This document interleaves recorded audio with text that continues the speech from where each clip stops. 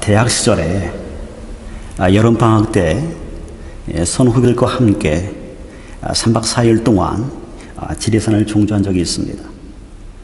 백무동 계곡에서 산행을 시작해서 지리산을 종주하는 그런 코스였는데 첫 시작부터 얼마나 산이 험하던지 보통 힘든 게 아니었습니다. 포기하고 싶은 것을 참고 천하봉 정상에 다다랐을 때에 한여름의 안개비가 내리는데 그렇게 황홀할 수가 없었습니다. 산을 오르면서 느꼈던 그 고단함들이 마치 보상받는 그런 느낌이 들었습니다.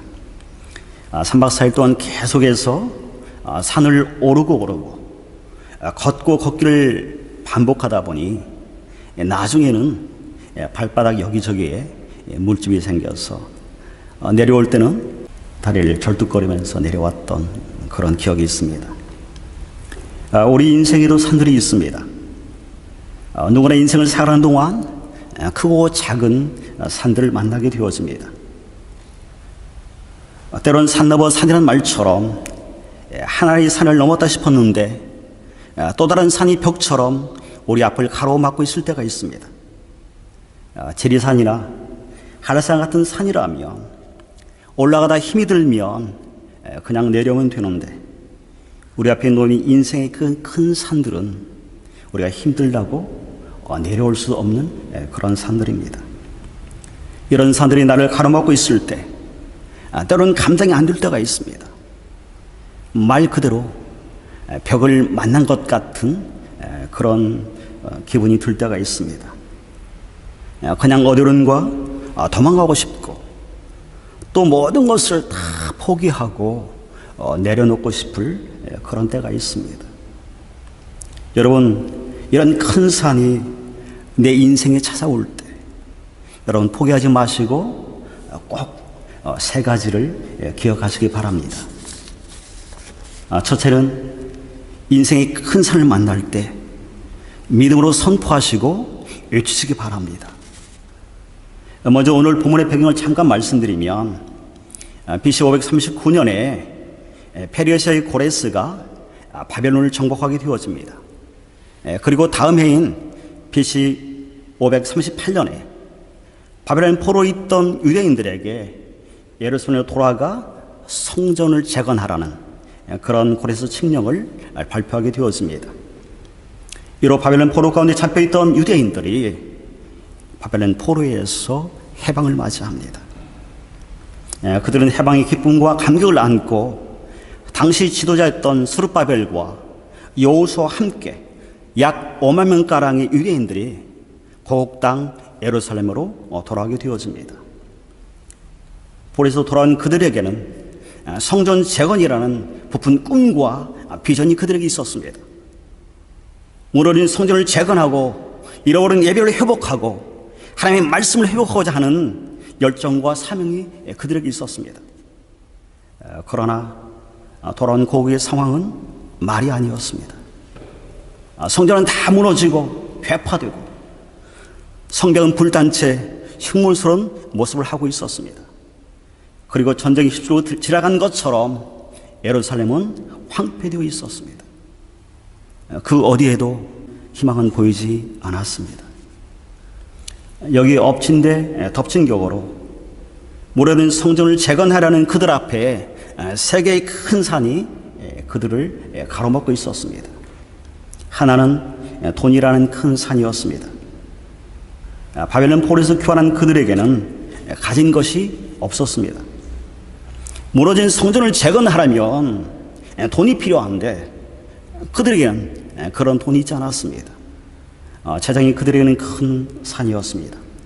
그리고 두 번째 큰 산은 그들의 마음이 하나로 되지 못한 것이 그들의 큰 산이었습니다.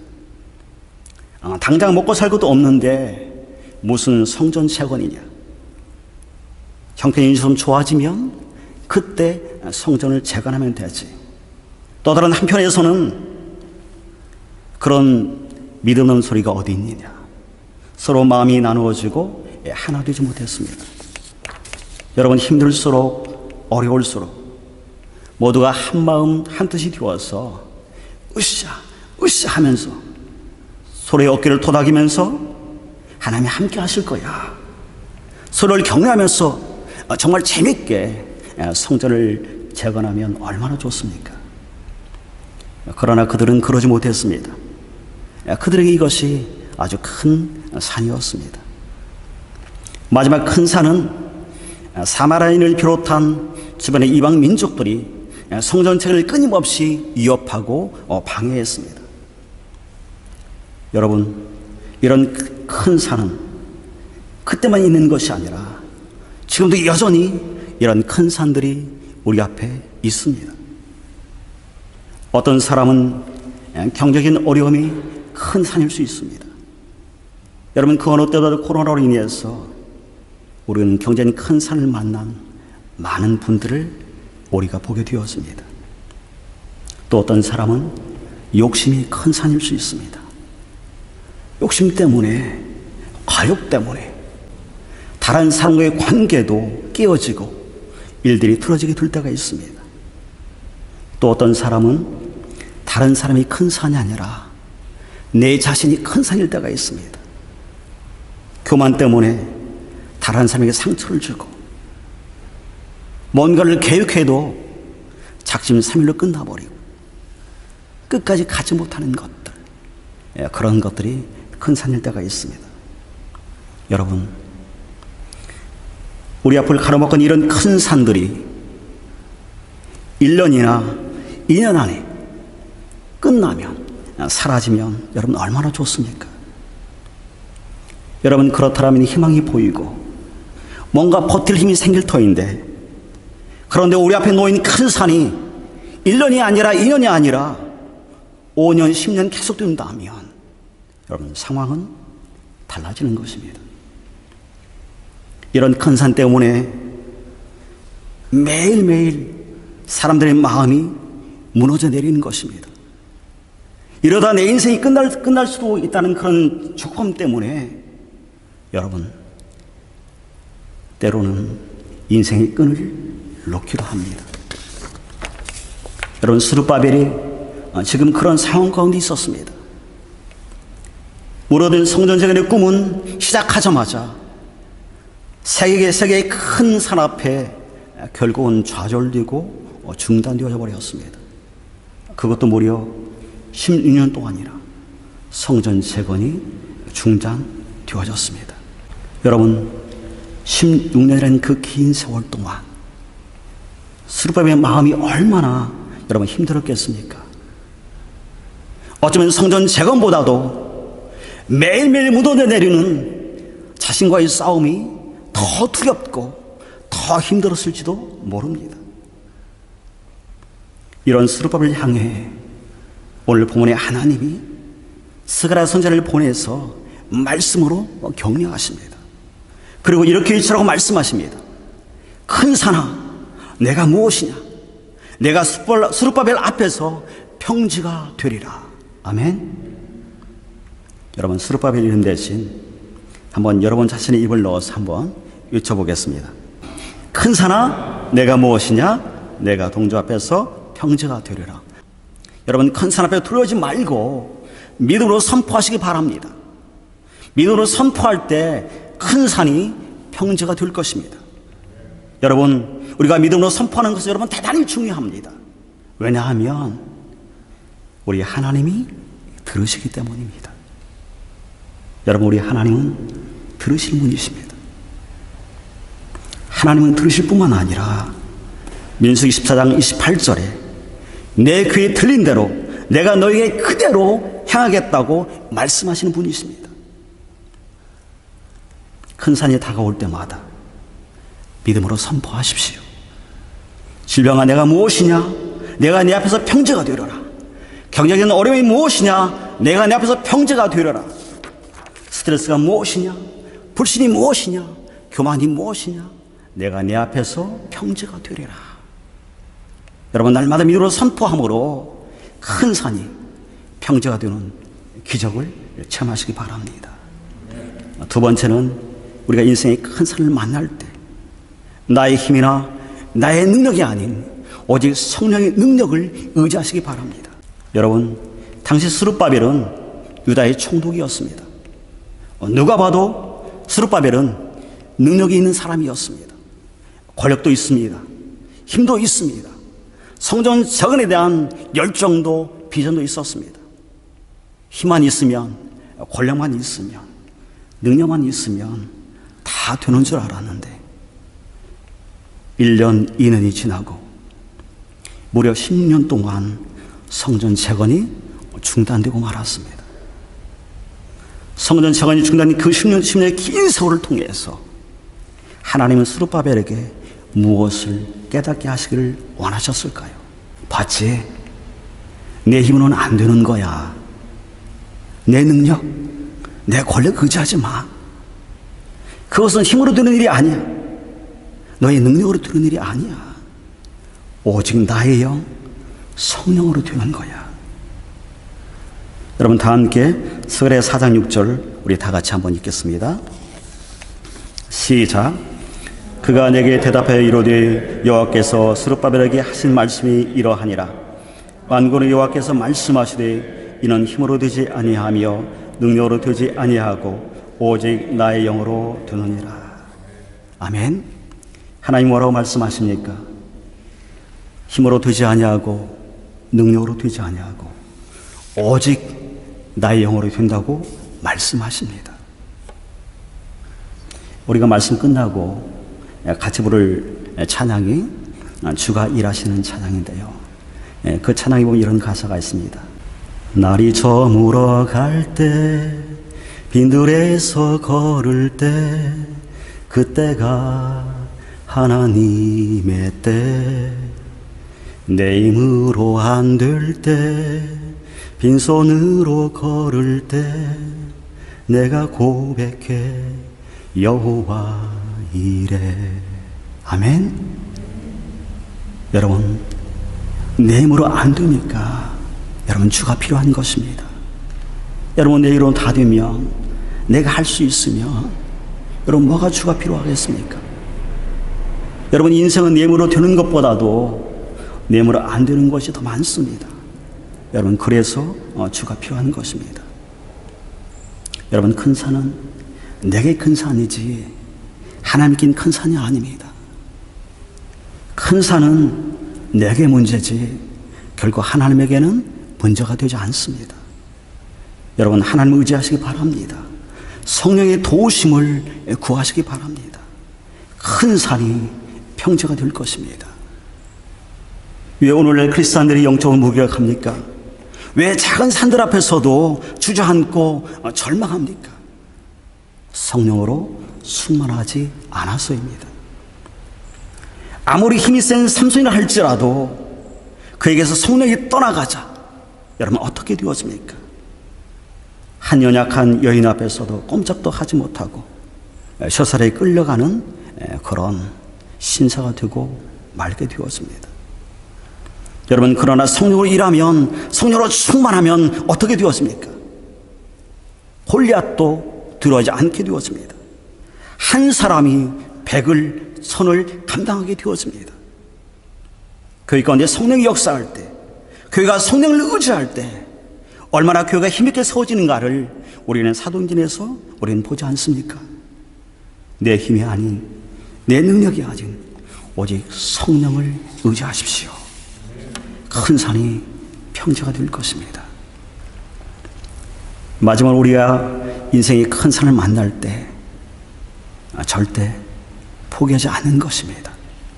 그리고 끝까지 인내하는 것입니다. 사람이 인생의 큰 산을 만나면 처음에는 극복할 수 있다고 생각합니다. 시간이 지나면 좋아질 거라고 생각합니다.